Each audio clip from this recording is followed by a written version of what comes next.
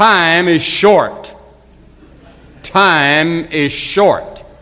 Now, the apostle, I don't think, was talking about eschatology. I think he was talking about the fact that our lives are brief.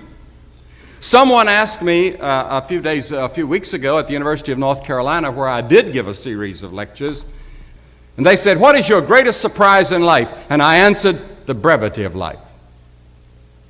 If someone had told me when I was 20 years old that life was very short and would pass just like that, I wouldn't have believed it. And if I tell you that, you don't believe it either. I cannot get young people to understand how brief life is, how quickly it passes. The fact that time is short calls for something now.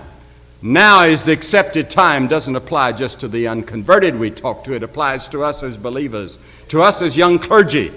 Now is the accepted time. The things we ought to do, the classes we ought to take, the books we ought to read, do it now.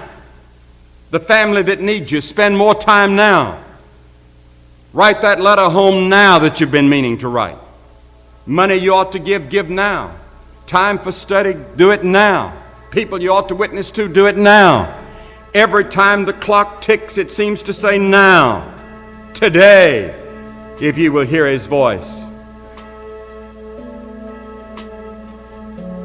There may not be a tomorrow for you and for me, because there's a warning to time. Time is running out for all of us. Time is too short for indecision and vacillation. Do not halt between two opinions. Fools say that time is long. Every morning we have 86,400 seconds to spend and to invest. And each day the bank named time opens a new account for you and for me. It allows no balances and no overdrafts.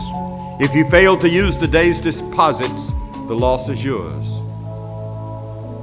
We have pressures, you have pressures, a different kind of pressure here. But we need men and women who walk with God. And if you do that, you too can finish the work that God gave you to do. Shall we pray?